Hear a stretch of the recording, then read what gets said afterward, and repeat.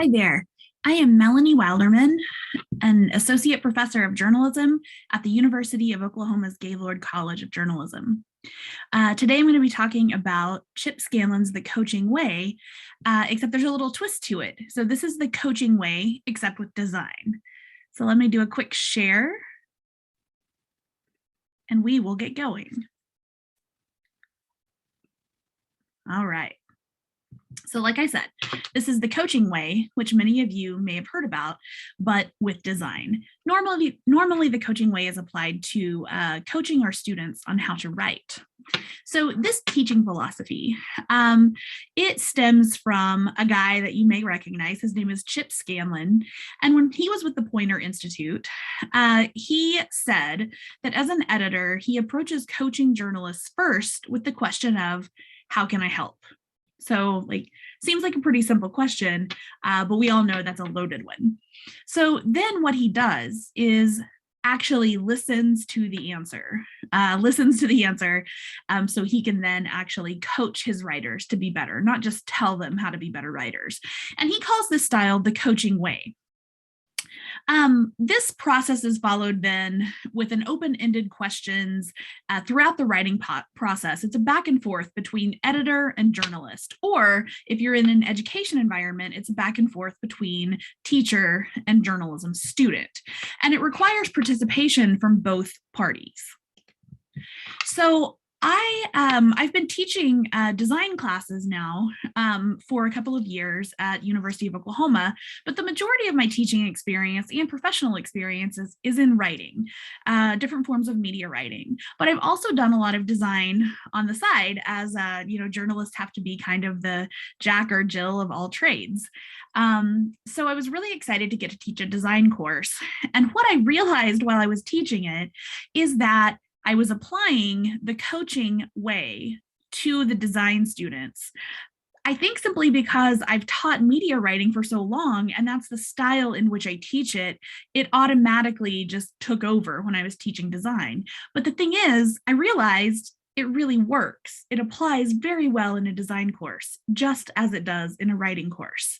So let me give you an example of what I might do if I'm going to apply the coaching way to a design assignment. All right, so the idea here is to apply this method that's usually used for writing to design. And I'm going to go through it with just like a very basic, simple design project that you might have students do in any type of design course. For the purpose of this presentation, I'm using a basic business card, but it can be used with any design project. So the goals in this would be to introduce the students to the design program that they're going to use. For me, that's InDesign. It doesn't have to be. But then for intermediate students, I want to push them a little on their InDesign skills if they already know the basics, and then challenge them to design something within parameters, just not let them go crazy, but I'm going to set these very specific parameters. Because what I found was with the design classes I was teaching at OU, there was a varied skill set from the students. Some of them came in with, not having ever opened InDesign or Illustrator or even a free platform like Canva. And then others, were operating in them pretty well. And, on occasion, even someone could teach the class. I could leave and they could teach it. So it was really varied skills. And this method works when you're dealing with that disparate levels of skill in your class, which I know a lot of us do. All right, so, but for all, whether they were beginners or intermediate or approaching expert level, the other goal is create this business card, right, within the parameters that I've set, but then also consider the 7 elements of design that we will talk about before they actually start designing. And so those 7 elements that I introduce them to, they are dominance, balance, hierarchy, unity, color, space, and gestalt. Now, I will provide a handout and some other resources that if you don't know what all those are, I have handouts and resources that will give you that information too. All right, so the process, the steps of this coaching method, how do I start? So first of all, step one is the lecture and the framework. I begin with lectures and examples, introducing the students to those 7 design elements that I just mentioned, right? And I give them a framework for the design project. Now, this is usually the first assignment we do. It's a small one. It's meant to, just like ease them into the course. It's manageable, and it's not likely to overwhelm the beginners. So that's step one. I got to introduce them to all of those terms and what I mean when I say balance in design, what I mean when I say contrast in design. All right. Then after lecture and giving them the basic framework, I'm going to introduce them to the tools. Now, in this case, when I've been teaching, it's been InDesign, but again, it can be anything. It can be a free platform that you're using. It can be InDesign, Illustrator, numerous other design tools. So when I have them begin the project, they open up an InDesign document that I've already set up for them. All right, again, this helps the beginners a lot. I have the setup look like this, okay? So I'm basically telling them all you need on your business card. I need a name, I need a business, slogan optional, and some kind of contact information. And then the parameters of the assignment are saying what you need to design with is we're just using basic shapes. And so you can use any combination of the circles and triangles that you see right here in front of you. So you can use up to 3 circles and up to 3 triangles, or you can just use 1 circle or 1 triangle or any combination. The rule is they have to have 1 shape. And again, I'll give you the full assignment as I show it to them, right? I'll give you that handout. And I get questions immediately, especially from the students who know the program a little better, and they're automatically asking me if they can do these more intense things, and I'm saying no. Now you can manipulate your shape in any way you want to, or some of these shapes in any way you want to. So if you know how to do that, you can do some pretty cool things with just a circle or just a triangle. But for you beginners, this is a bit of a challenge to you, and for you intermediates, it's a bit of a challenge just in a different way to think very simple, but how can you do a simple, creative, and effective design within these parameters?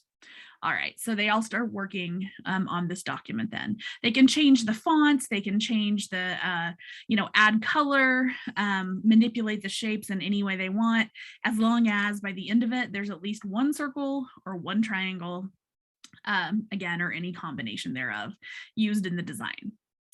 All right, so with then the next step, so moving on to step 3, that is the explanation and parameters.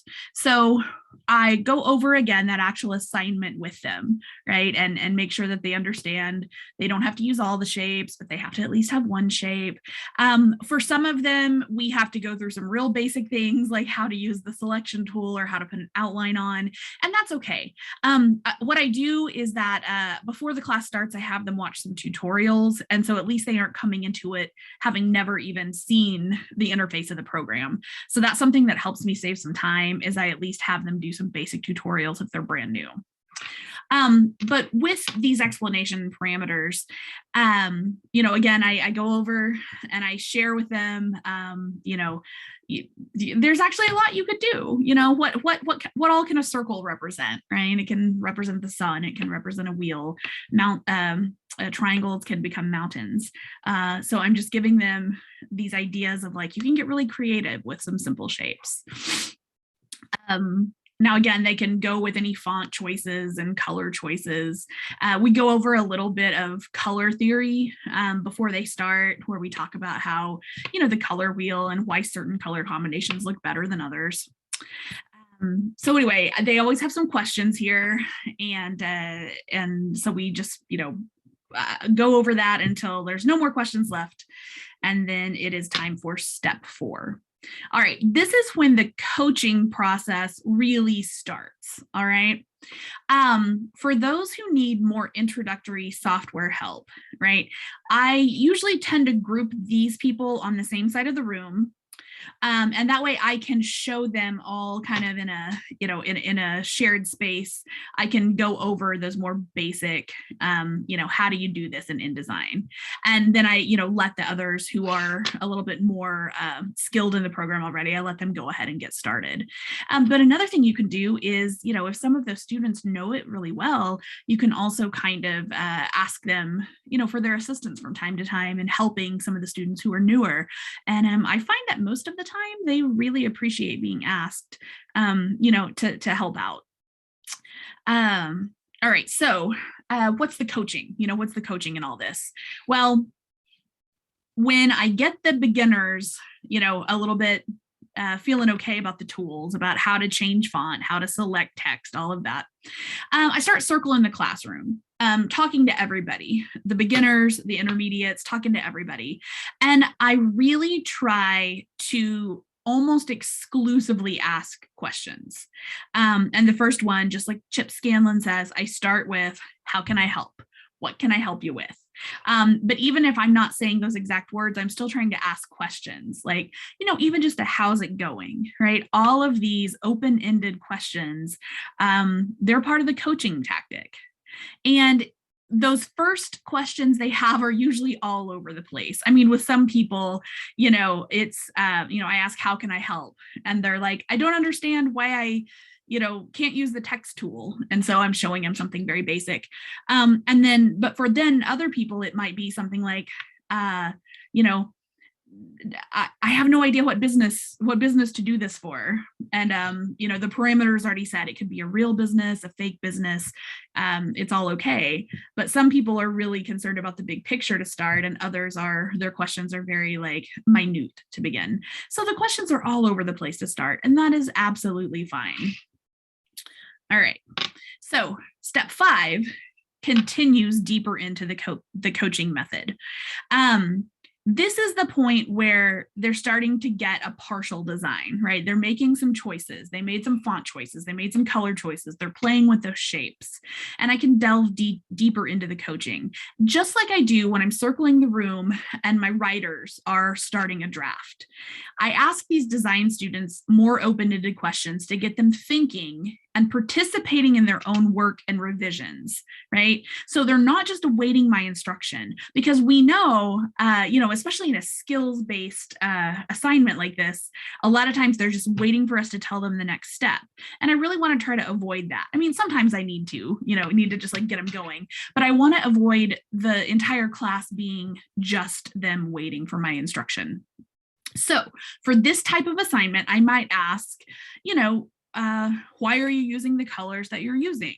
Or if they can't pick a color palette, which colors, what color combinations stand out to you? What are some color combinations that you like? Why do you like those? Why did you pick that font? What are you trying to convey with that font? And if they have no idea what they're trying to convey, they may have just chosen it for the heck of it. But fonts convey tone. And so, I try to get them to think a little bit more. What do you want to convey on your business card? Do you want it to be sleek and professional? Do you want it to be fun and funky? And then we can talk more about like font choices and how they play into a tone. I might ask them things like, if, they're very diligently staring at their screen, I might ask them something like, what do you like about what you've done so far? Or what don't you like about what you've done so far? That question really gets them to open up. Usually they have a lot to say about what they don't like. And then we can work from there, right? But it's all about those open-ended questions, having them participate in their own designing and learning process. It's the best part of the class too, So it's a very participatory and back and forth and involving them in their own process, and I really love that. All right, then step 6 in the coaching process. Now, this can all happen on whatever timeline you need it to happen on. So since I'm teaching college, sometimes I have these really long class periods. And so we may get to step 6 in one class period because we're there for like 2 hours. But if I have a shorter class period, this may step 5 and 6 might be a week in between. So you can do this however you need to based on your schedule. But step 6 needs to happen after I get a draft of their work from them, right? After they get a solid draft of the assignment of the business card, when they're done or almost done with a draft. So at that point, when I have their draft, I can sit down with them one-on-one. And this doesn't have to take a lot of time, 3 to 5 minutes per student maybe. And I have them tell me, again, what they like or what they don't like about this first draft. And I ask maybe what was easy for them, what was harder for them, what was more of a challenge. And then I have a rubric with me. And the rubric includes those 7 elements of design. And I show that to them, right? I remind them of those 7 elements. And then I have them explain to me, how did you take each of these elements into consideration when you were doing your design? And the goal of this little 3 to 5 minute meeting, with a few students, it might go on a little longer, but the goal of this is that they do most of the talking in this meeting, and I'm kind of prompting them to talk about their design. Now, when they finish, right, when they've answered my questions, when they're done talking about their project, then I go ahead and in a teacher role, I point out any suggestions I have for them, maybe any inconsistencies in their understanding of those design elements, or if I can tell maybe there was one design element they didn't really consider at all, they kind of skipped it or forgot. I'll talk about that and I'll give them my suggestions. And then at that point, it's time for them to make any revisions and move toward turning in the final draft of the business card project. And so at this point, we have completed all of the steps. And another thing you can do, and if you wanted to add to step 6, is also have a peer review process in there. And sometimes I do that and sometimes I don't. But typically I do it after I have already had a one-on-one meeting with them. And so then I find that they kind of start mirroring me a little bit if they do their own if they do a peer-to-peer a session after that. So again, they're going over those 7 elements and talking with each other within the parameters of the assignment. So, all right, now, so how have my students reacted to this? In the most recent design courses, the last 3 fall semesters is when I've taught this design course. There was quite a range of skill level in all 3 semesters that I taught it. It was not a class for design majors. It wasn't even a class for journalism majors. It was a class for all media students that could have been in professional writing, strategic communication, advertising or PR, or journalism. So they're coming from all different backgrounds and tracks and have all these different career goals. And so very different, very, very different types of students are in the class. But their reaction has been overall, it's been really good. The assignment allowed for those who came in with little to no design experience to get some real hands-on experience, not to mention, starting with a business card and a few of the other assignments that I do, they were practical assignments that they could really see the application for. It also allowed those that had more experience to take their those basic parameters I gave them and try to very creatively work within the parameters. I had some really interesting, students who did some really interesting things with those basic shapes where they don't come out as basic shapes at the end, and that's great. They manipulated them and they stayed within my parameters, but they tested their creativity. Or also students who maybe backed off and did a much more simple design than they would have liked, but then they realize there's a lot of beauty in that simple design. On the next slide here, I have 4 examples of some of the students' work. The top 2 students were, so these cards with Katie and Alexandra, they were very new to in design and to design content in general. And I think their designs came out very well. And then you can see on the bottom with Alex and with Melinda, they came in with a bit more knowledge of InDesign, and you can see that they manipulated their shapes in different ways and maybe used some tools that Alexandra and Katie weren't privy to yet. But all of them, met the goal. These are all aesthetically pleasing. They worked with the simple shapes. The simple shapes are helpful to the design. The color combinations are nice. And yeah, so they all came out looking pretty good in my opinion.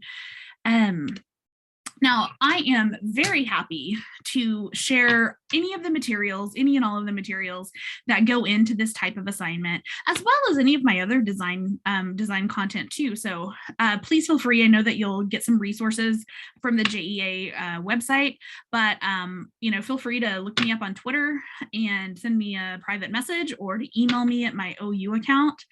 And yeah, thanks so much for being here with me and for watching my video on the coaching way, but with design. And a shout out to Chip Scanlon, because the coaching way is absolutely the way that I teach writing. And it's just as successful now as it was when I first started using it. So I appreciate you and the inspiration. And yeah, happy conference, all you journalism teachers out there. Thanks. Bye-bye.